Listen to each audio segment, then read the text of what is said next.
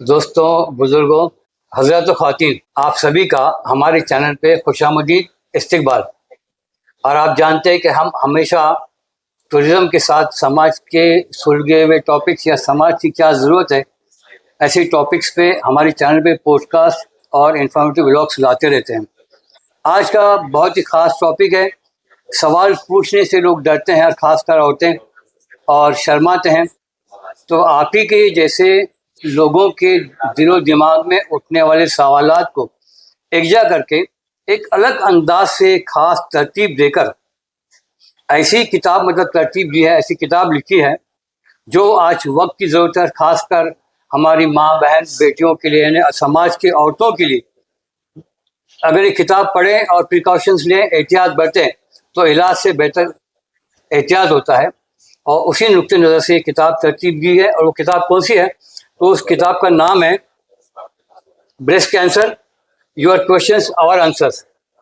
और इस किताब को तरतीब देने वाले दो अशखास हैं, जिसके ऑथर हैं डॉक्टर वसीम फुपलनकर साहब, जो हमारे साथ में बैठे हैं। डॉक्टर साहब इस्तकबाल। उसी तरह को ऑथर है शकूर तिसेकर साहब, और शकूर तिसेकर साहब है ऑस्ट्रेलिया से, मेलबर्न से। यानी हज़ारों किलोमीटर के फासले से भी समाजी काम किए जा सकते हैं। और ये हमारे दो खास अफराद ने, कौम के हमदर्द लोगों ने ये बात साबित करके दी है। डॉक्टर साहब के बारे में कहूँ तो डॉक्टर साहब रेडिएशन ऑन्कोलॉजिस्ट हैं और कई अस्पतालों में स्पेशलिस्ट एज ए स्पेशल उनका अब बुलाया जाता है। कई हॉस्पिटल में अपनी खिदमत अंजाम दे रहे हैं। तो डॉक्टर साहब ने और शकूर तिसेकर साहब ने मिलकर जो ब्रेस्ट कैंसर, योर क्वेश्चंस और आंसर्स, एक बैनुल अक़वामी गाइड एक तरह से तरतीब दी है, जो दुनिया के 130 ममालिक में अवेलेबल है। 3 अलग अलग लिंक्स हैं, इस वीडियो के डिस्क्रिप्शन में आपको दिखने मिलेंगे, और आप वहाँ से ऑनलाइन खरीद भी सकते हैं।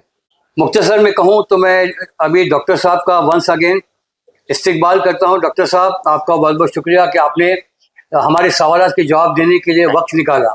बहुत बहुत शुक्रिया। बहुत बहुत शुक्रिया अखलाक भाई, मुझे यहाँ बुलाने के लिए, स्पेशली पॉडकास्ट के लिए, कि मैं अपने ख्यालात जो हैं वो आपके नाजरीन के सामने पेश करूं और उनको असल हकीकत से रूबरू कराऊं जी।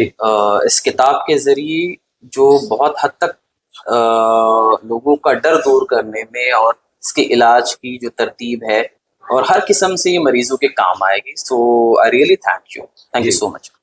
डॉक्टर साहब, ये जो किताब है ब्रेस्ट कैंसर, योर क्वेश्चंस और आंसर, तो इसकी तरगीब या इंस्पिरेशन कहाँ से मिला आपको? जी अखलाक भाई, ये बुक का जो इंस्पिरेशन जैसे आपने पूछा है, इसका इंस्पिरेशन जो मुझे मिला कहीं ना कहीं मेरे दिल के बहुत करीब है। मैंने अपने वालिद साहब को और अपने चचा मोहतरम को कैंसर जैसी बीमारी की वजह से खोया है, और कहीं ना कहीं मेरे दिल में था कि ये फील्ड में कुछ करूँ। और ऊपर वाले का करम ऐसे कि MBBS के बाद मुझे इसी फील्ड में एडमिशन मिला। उसके बाद आगे सारी पढ़ाई जो रही बैनुल अक़वामी अदारों में, कनाडा, यहाँ वहाँ से हर जगह से मेरी जो तरबियत हुई है वो इसी फील्ड में रही है। और ये मेरे अब्बा का बहुत बड़ा सपना था कि मैं जो अचीव किया है, मैंने जो अचीव किया है इस फील्ड से, इसका फ़ायदा लोगों तक पहुँचे। जी। और अगर पर्सनल लेवल पे देखा जाए तो मैं प्रैक्टिस में देखता हूँ एक अजीब किस्म का खौफ है लोगों के दिल में, या तो वो खौफ की वजह से या फिर फाइनेंशियल टॉक्सिसिटीज़ की वजह से कि अगर ये कैंसर है तो इसका इलाज हम किस तरीके से बर्दाश्त कर पाएंगे। ये दो चीज़ों की वजह से लोग सामने नहीं आ पाते हैं, एंड काफ़ी सारा वक्त है वो ज़ाय हो जाता है। एंड ड्यूरिंग दिस टाइम वो कैंसर जो है वो अप स्टेज हो जाता है, कैंसर की स्टेज बढ़ जाती है। वी नो दैट कैंसर जितना जल्दी डायग्नोज हो जाए उसका इलाज उतने बेहतर तरीके से हो जाता है। एक एडवांस स्टेज, जहाँ एक अर्ली स्टेज के जो सर्वाइवल रेट 95% है, वही स्टेज 3, स्टेज 4 पे सर्वाइवल बहुत घट जाता है। तो इस किताब के थ्रू हम ये चाह रहे थे लोगों तक पहुँचे, लोगों को ये मशवरा दें कि आप चाहे जो इश्यूज रहें, आप अपना दिल से डर निकाले। There are people to support you, और आपने वो जो डर का जो खौफ इमेजिनरी जो बना के रखा है हल्का आपने आपके तरह, वो तोड़ के आप बाहर आ जाए, ताकि लोगों को पता चले और लोग आपके सामने वो मदद वाला हाथ आपके सामने पेश कर सके और आपकी मदद कर सके। तो इस ये बुक है, वो बहुत सारे ऐसे मिथ्स को बस्ट करती है, बहुत सारे ऐसी चीज़ों के बारे में रोशनी डालती है, जिससे एक मरीज को बिल्कुल सादा जबान में, सो कंप्लीट नॉलेज मिल जाएगा और उसका डर निकल जाएगा। सो ये स्टोरी कहीं ना कहीं जो आपने कहा इंस्पिरेशन मेरी अपनी फैमिली के थ्रू मिली है, जो मेरे दिल के करीब है, और एक एक मकसद है, एक मेरी जिंदगी का मकसद है कि इससे लोगों की मदद हो जाए। As it is said that कि आपने एक जिंदगी भी बचा ली तो गोया आपने सारी मखलूक की और सारी इंसानियत की जिंदगी बचा ली। तो हमारी ये कोशिश रही है, मेरी और शकूर भाई की, जो मेरे को ऑथर है इसमें, कि पूरी मतलब ऊपर वाला करे कि सारी इंसानियत की जान बचे, पर अगर किसी एक शख्स की भी अगर जान इस किताब के थ्रू बच जाती है तो वी बोथ विल फील कि ये जो मेहनत हमारी इसके पीछे लगी है 2 साल की, हम कहीं ना कहीं उसमें कामयाब हुए हैं। जी बहुत सही है कि अगर जिसे ऑथर के ऊपर खुद अगर ऐसी बात गुजरे जो अपनी फैमिली में या खुद अपने पेरेंट्स में से या चाचा में से गवाएं, जैसे वालिद साहब के बाद चाचा के बारे में कहा, तो ये एक तरह की जज्बात की बात होती है। और जब ऐसे लोग जब लिखते हैं, कलम उठाते हैं, तो उसमें एक दर्द होता है, एक सच्चाई होती है, और वो दर्द सबके लिए होता है कि जो दर्द हमने झेला वो किसी और को न हो। तो बहुत ऐसे दुनिया में बहुत कम लोग ऐसे होते हैं जो दूसरे को दर्द को बांटने के लिए आगे बढ़ जाते हैं और उनकी तकलीफों को दूर करने के लिए। बहुत बेहतरीन आपने बातें कही। यही वो दर्द है जिसने मुझे मेरी जिंदगी का मकसद दिया, कि जो जिस राह से मैं गुजरा हूँ, जिन तकलीफों से मैं गुजरा हूँ फिजिकली इमोशनली, तो कहीं ना कहीं ये दर्द लोगों के काम आ जाए। बस। जी बिल्कुल सही। जी शुक्रिया। जैसा कि अभी हमने देखा बहुत जज्बाती बातें हुई, अब हम जानना चाहेंगे कि डॉक्टर साहब ये जो किताब है ब्रेस्ट कैंसर योर क्वेश्चन और आंसर्स, इसमें कितने चैप्टर्स है, इसको समझना है क्या है? क्योंकि देखिए मैं भी किताबों का शौकीन हूँ, अलग अलग टॉपिक्स पे पढ़ता हूँ। किताब खरीदने के साथ ओनली मैं उसका ये टाइटल नहीं देखते हुए उसमें जो ये होता है जिसको हम क्या कहते हैं फहरिस्त, जिसको उर्दू में कहते हैं, जो कंटेंट जो होता है, ये कंटेंट जिसको हम कहते हैं उर्दू में फहरिस्त कहते हैं।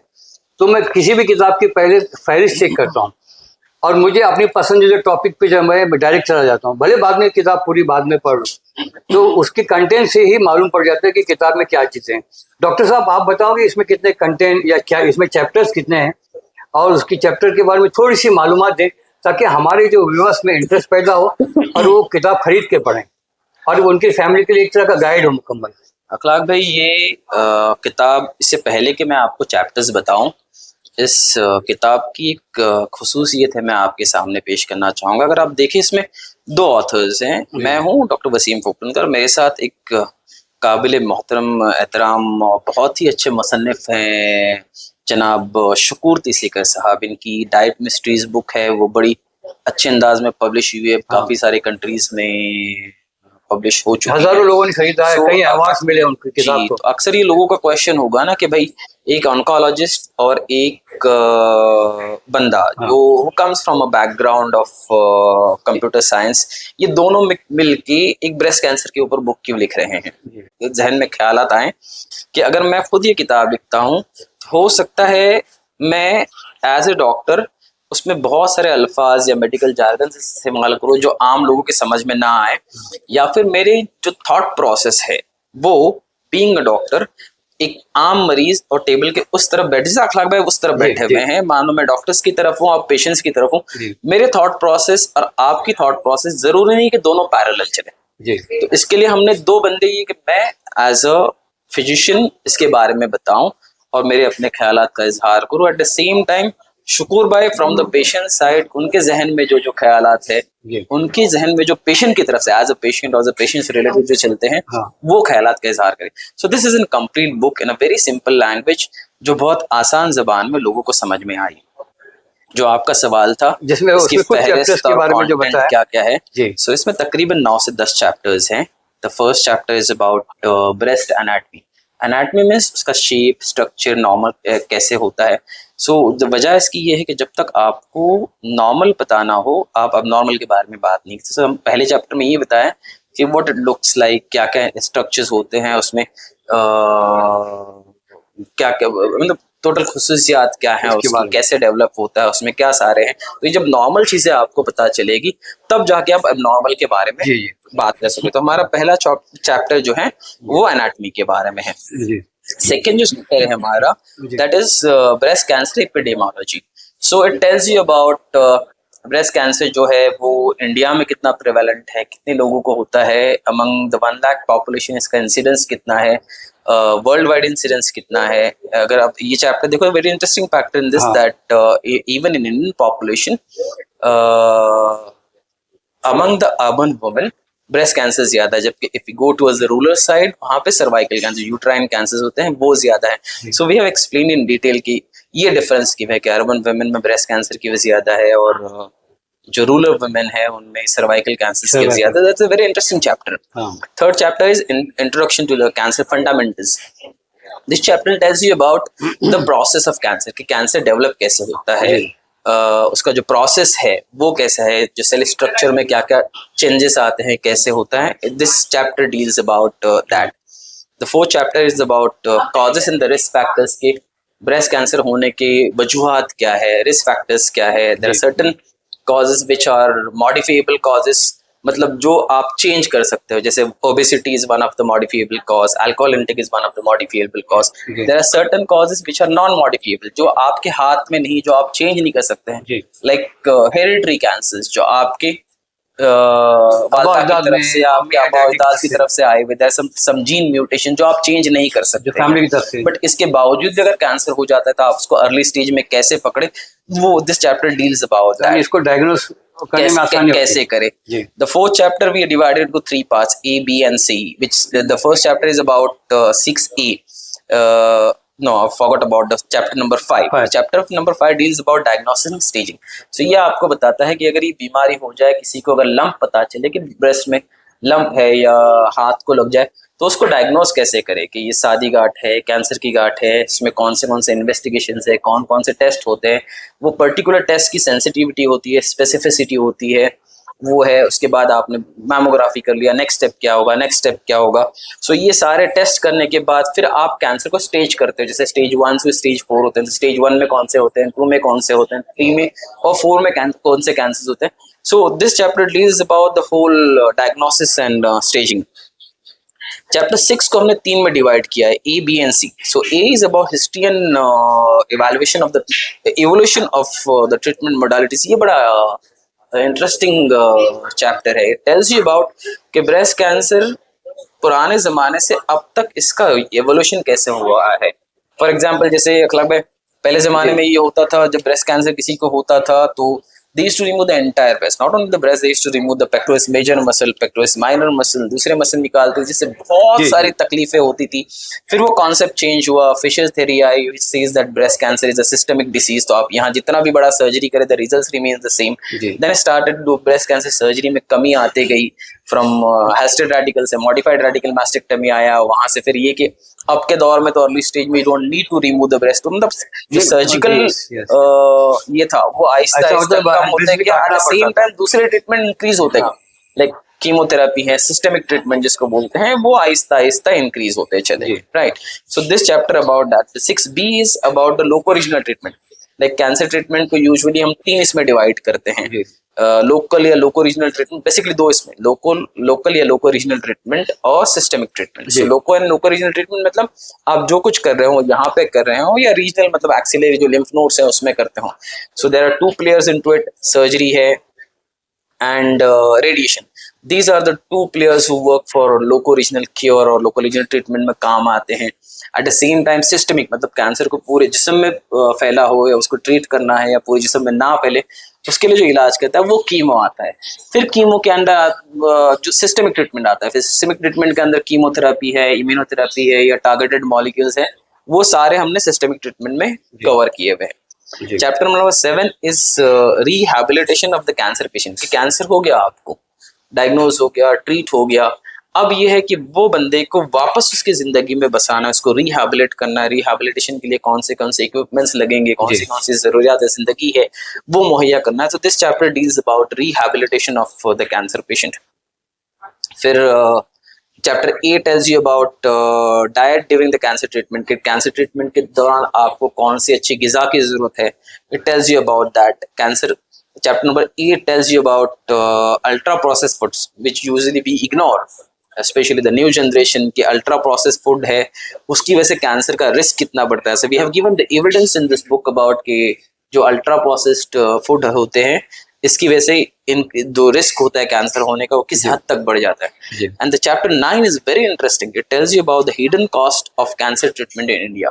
ये कैंसर ट्रीटमेंट जो है वो किस हद तक महंगा हो सकता है। शायद यही डर है लोगों के दिल में फाइनेंशियल टॉक्सिसिटी की, कि लोग सामने नहीं आते, बट अक्सर लोगों को ये नहीं पता होता है कि there are lot of government योजनास या काफी सारे एनजीओज होती हैं जो आपकी तरफ हाथ बढ़ाए हुए खड़ी हैं कि आप आ जाओ, हमारा हाथ थामो और हम आपकी मदद करेंगे, पर लोगों को पता नहीं होता है, तो लोग अपना हाथ ही नहीं बढ़ाते उस तरफ। तो ये बुक में वो सारी चीजें भी बताई गई हैं कि कौन कौन सी जो ये हैं स्कीम्स, योजनाएं या एनजीओज हैं जो आपके पास अगर पैसे ना भी हो तो भी आपका मुकम्मल इलाज हो जाता है। तो मेरी एक व्यूअर्स के साथ आपके बड़ी मुअद्दिबाना गुजारिश है कि जो फाइनेंशियल टॉक्सिसिटी है या आपके पास पैसे है नहीं है वो बाजू में रखिएगा। लोग हैं, एनजीओज है, काफी सारे हैं, ऊपर वाला कहीं ना कहीं से मदद भेजता है। आप घर में ना बैठे रहें, अब बाहर निकले इलाज के लिए, और आपका यकीन मानिए आपका इलाज होके रहेगा। But the most important thing is वो पहला कदम, आपको पहला कदम आगे बढ़ाना। आप ये सोचोगे कोई चल के आपके घर पे आएगा तो नहीं होगा, आपको वो कदम बढ़ाना है। तो ये बड़ी मुअद्दिबाना गुजारिश है आपके व्यूअर्स से, आप भी बताइए कि आपको बाहर निकलना जरूरी है। बीमारी के डर से या पैसे के डर से आप घर में ना बैठे रहे। ये रहा अखलाक भाई about the content of this book. जी डॉक्टर साहब, मैं अगला सवाल पूछूं कि आपने काफी लंबा और तफसील जवाब दिया एक एक चैप्टर्स के बारे में। मुख्तसर मोहम्मद जी, लेमन टी का एक सिप लीजिए, मेरी चाय आदि खत्म हो चुकी है, मेरी भी ठंडी होगी।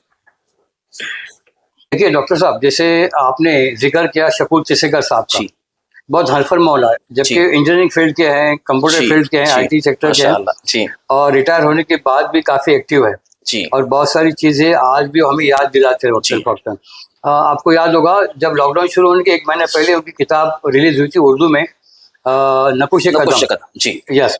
उसके बाद फिर लॉकडाउन खत्म हुआ, फिर वापस एक बुक अभी रिसेंटली लास्ट ईयर रिलीज हुई थी, द डाइट मिस्ट्रीज। हजारों लोगों ने वो किताबें खरीदी इंटेंशनली, और आज भी वो उसकी खरीदारी चल रही है और कई अवार्ड भी उनको मिले हुए। इस किताब में जो खासकर उन्होंने जो चैप्टर वाला कुछ लिखा है, कुछ उसके बारे में, कुछ डाइट के बारे में कुछ लिखा है, उसके बारे में थोड़ा बताइए। मैं अखलाक भाई क्या बताऊं शकूर भाई के बारे में। Such a wonderful person, retired IT engineer है। But the interesting part about Shakoor भाई है जो मुझे आपको हमारी जनरेशन को सीखने लायक है, वो उनका रिसर्च का जज्बा और कहीं और इंसानी के लिए कुछ कर गुजरने का जो जज्बा है।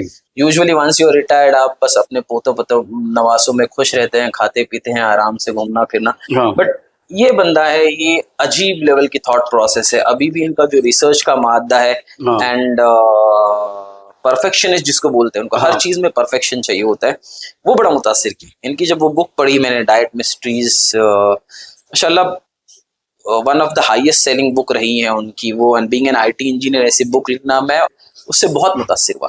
और प्रॉब्लम यही वजह है कि मैं जो चाहता ना एक बंदा टेबल के उस तरफ से हो मेरी बुक में, जो पेशेंट का साइड यहाँ पे बुक में रखे। So the first thing name came in my mind was Shakoor Tisekar साहब। एंड इनकी बहुत मेहनतें रही हैं इस बुक के पीछे, स्पेशली चैप्टर अबाउट जैसे उनकी अपनी पूरी बुक रही है डाइट के बारे में, तो डाइट मिस्ट्रीज है, काफी सारे चैप्टर्स में उनकी जो रिसर्च रही है that is an another level.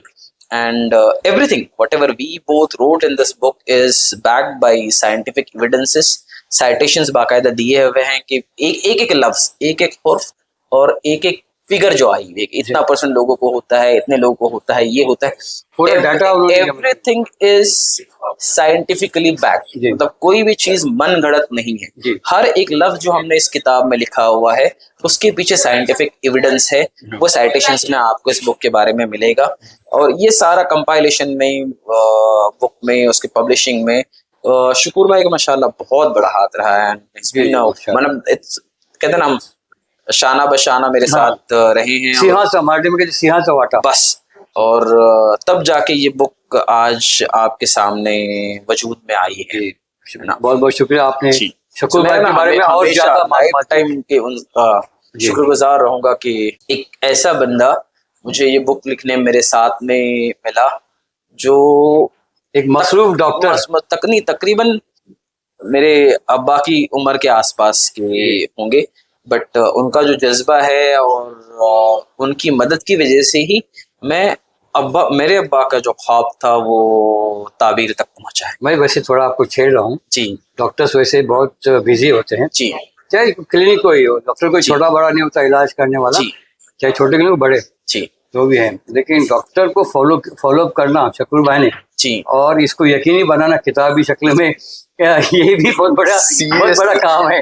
बताता हूँ पिछले 2 साल से कुछ आप मेहनत कर रहे थे। काफी सारे इंसिडेंट्स हुए, 2 साल लगे हमारे। हाँ बट ये था कि हम ये करते थे कि चलो ये चैप्टर हम पूरा करेंगे, इसके बाद let's see Tuesday afternoon will have meeting, so we have time difference. मैं यहाँ पे था बॉम्बे में and he is in Australia, तो अच्छा खासा लंबा गैप होता था। तो ये होता था मैं कहीं बिजी हो जाओ या कुछ हो जाओ, आधा घंटा आगे पीछे उनका सोने का वक्त हो जाए, ज़ईफ़ है तो जल्दी सो भी जाते हैं वो। बट बस है कि शुक्र भाई ने बोल दिया ट्यूसडे मीटिंग करना है, मतलब वो ट्यूसडे मीटिंग होके रहेगी भले कितना भी लेट हो जाए। और शायद शुक्र भाई के बदले कोई और होता तो 2 साल के बदले 3 साल लग गए होते। पर कहते हैं ना, उनको बड़ा एहसान रहा है कि वो पीछे पड़े रहे और ये उसका तकमील तक पहुंची है। सही है। अच्छा डॉक्टर साहब, आप लोगों ने किताब तो शाया की, रिलीज हुई, ऑनलाइन अवेलेबल है, क्या किताब लिखकर आपकी जिम्मेदारियां पूरी हुई, या फिर जिस तरह से आपके मिजाज में है कि इसको काम को आगे बढ़ाएं, तो अगर आगे बढ़ाना है तो आपके पास के मुस्तकबिल के क्या मंसूबे हैं? नहीं अखलाक भाई, बिल्कुल भी नहीं। ये तो एक पहला कदम था उस मंजिल की तरफ जो ये बताती है कि आपको हर छोटे से छोटे गांव की आखिरी औरत तक पहुंचना है, ताकि खुदा ना खास्ता अगर उसको कैंसर हो तो उसको बहुत अर्ली स्टेज में पकड़ा जा सके। इसके लिए बाकायदा काफी महीनों से एक मंसूबा बंदी के तहत से एक काम किया जा रहा है। मंसूबा बंदी इसके लिए कि नॉट बी एन हैप्पीजार्ड एफर्ट कि आप रैंडमली कुछ किए जा रहे हो, और रैंडम किए हुए काम का कोई ये भी नहीं था, रिजल्ट्स भी नहीं आते हैं। सो बाकायदा एक प्लानिंग के साथ एक ग्रुप बनाया गया, ब्रेस्ट टास्क फोर्स, जिसमें काफी सारे लोग ज्वाइन हुए हैं। And then we are coming up with an Hindi translation, Urdu translation followed by Marathi translation of this book, ताकि जो लोग अंग्रेजी नहीं समझते हैं वो उनकी अपनी मादरी ज़बान में इस किताब को अच्छे से समझे, जो कि बहुत ही सादा सरल ज़बान में लिखी हुई है। अगर ये किताब और उनकी अपनी ज़बान में आ जाए तो एक मादरी ज़बान का इफेक्ट अलग होता है। इसके लिए मराठी, हिंदी, और हिंदी के बाद में मराठी, उर्दू हम शुरू कर रहे हैं। Eight the same time coming up with a website जहाँ पे सारी चीज़ें, हर चीज़, मतलब it will be a one point stop, जहाँ पे if you go on the website आपको हर चीज मिल जाएगी वहां पे। तो वो बना रहे हैं। We coming with the mobile app जहाँ पे हर चीज का information will be just at a click of one button on your mobile. इसके साथ हम लोगों को जोड़ रहे हैं। लोग, हम ये चाहते हैं कि ये जिम्मेदारी हर बंदे की, मेरी है, अखलाक भाई इनकी है, ये कैमरामैन बैठे इनकी, तो ये जिम्मेदारी हर बंदे की है। ये हर बंदा इसको अपनी जिम्मेदारी समझे कि मैं कहीं ना कहीं से मेरी जात किसी और शख्स की जिंदगी बचाने में काम आ जाए। अब ये आप कहेंगे कि ये लोग जो हैं ये किस तरीके से हमारी मदद कर सकते हैं? इसमें से कोई डॉक्टर भी हो सकते हैं, नॉन मेडिकोस भी हो सकते हैं। तो सिंपल जवाब ये है कि ये लोग हमारे साथ शाना बशाना शरीक हो जाएं, हमारे मुहिम में शरीक हो जाएं, हमारे जो अवेयरनेस कैंप्स है उसमें शरीक हो जाएं, हमारे जो टास्क फोर्स के मेंबर बने।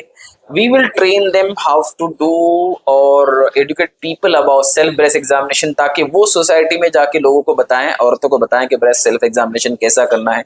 We will teach them about the importance of mammography, ताकि वो सोसाइटी में जाके लोगों को बताएं कि 40 एज हो गई आपको मैमोग्राफी करना है, वो लोगों के पीछे पड़ के उनकी मैमोग्राफी कराएं।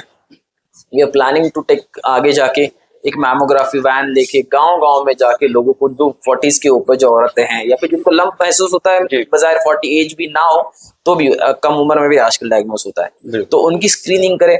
ये सारा मकसद है।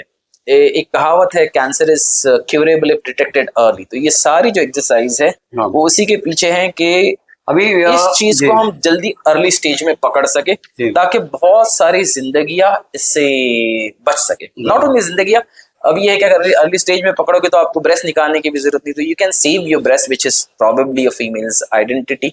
और इन फ्यूचर आप जो इसमें जैसे मेमोग्राम जी जो मोबाइल वैन वगैरह जी के इंतजाम करने वाले हैं, और कैंप भी करेंगे, जी स्क्रीनिंग कैंप वगैरह होंगे, जी तो उसमें पार्टिसिपेट भी हो, जिन तक ये खबर पहुंचते हैं वो भी वहां तक लोगों जी तक पहुंचा है, जी लोग अपने तौर पे जुड़े हैं, डॉक्टर्स है, वॉलंटियर्स, अकलग भाई, should be social worker. Chain reaction. जी, अच्छा, मैंने एक दो लोग को कमेंटमेंट आपने बताया, दिया वो है। दो में से हर बंदा अगर और दो लोग को बताता है तो दो के चार हो जाते हैं, वो चार बंदे, you know, so it multiplies, so दो के चार, चार के 16, 16 के 64, जी so it's a chain reaction. जी सो ये सोसाइटी में वाइल्ड फायर की तरह बढ़ेगा, जो अवेयरनेस के थॉट्स हैं। बिल्कुल, बट इनिशिएटिव बहुत जरूरी है बराबर। कि हर बंदा इसको, ना सिर्फ मेरी बल्कि अपनी हर बंदा सोसाइटी का इसको अपनी खुद की जिम्मेदारी समझे जी, और इस मुहिम से जुड़े।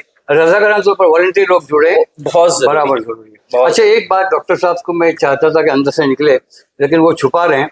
इन दोनों ने कमिटमेंट दिया था मुझे, डॉक्टर वसीम साहब ने और शकूर चसीका साहब ने, कि ये जो बुक है इसका जितना भी सेल होगा कुछ परसेंट जो है ना इसके अवेयरनेस कैंप वगैरह में जो है ना, कैंपेन वगैरह में भी खर्च होने वाला है। इट्स नॉट कुछ परसेंटेज, हाँ, major amount of that profit, हाँ profit or income, whatever you हाँ so, will go into the awareness, social cause या इसी तरीके की दूसरी किताबें जी, या जो कैंप्स करेंगे, तो इससे आने वाली जो इनकम रहेगी वो मोस्ट ऑफ इट वाह, use in the for the betterment of the हाँ। सोसाइटी। तो देखिए, सपोर्ट सिस्टम मौजूद है। इल्म जो होता है ना, ये खौफ को दूर करता है, और ला इल्मी जो है ना, ये मौत के करीब करती है।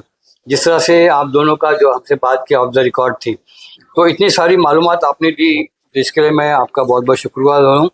और आप लोग अभी क्या कर सकते हैं कि लोगों की जानें बचाने में मदद कर सकते हैं, कि इनके जो कैंप वगैरह होंगे, किताबें खरीदना हो, और इनका हर तरह का जो साथ देना है, साथ में रहना है, और इस काम को आगे बढ़ाना है।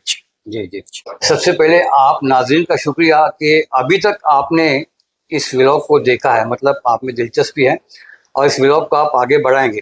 लेकिन आप सबकी तरफ से डॉक्टर साहब ने अपना कीमती वक्त दिया और तफसीली गुफ्तगू की, अगले मराहिल और प्लानिंग के बारे में भी हमें बताया।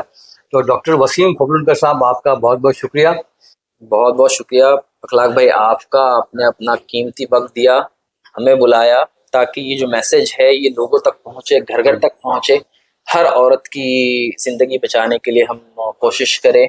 और माशाल्लाह आपके इतने सारे नाजरीन हैं, उन तक हमारी बात पहुंचाने में आपने मदद की, और मैं रिक्वेस्ट करना चाहूँगा आपके हर सब्सक्राइबर से और आपके सारे नाजरीन से कि आप इस खबर को और आगे तक पहुंचाएं। बिल्कुल बिल्कुल। तो डॉक्टर साहब की इसी खैर की बात के साथ डॉक्टर वसीम फजलुनकर साहब और मैं अखलाक नागुद ने आपसे अलविदा ले रहा हूँ, रुखसत ले रहा हूँ, इस स्लोगन के साथ कि सेहतमंद रहें, बाखबर रहें और पुरुम्मीद रहें। बहुत बहुत शुक्रिया। अस्सलाम वालेकुम व रहमतुल्लाहि व बरकातुहू।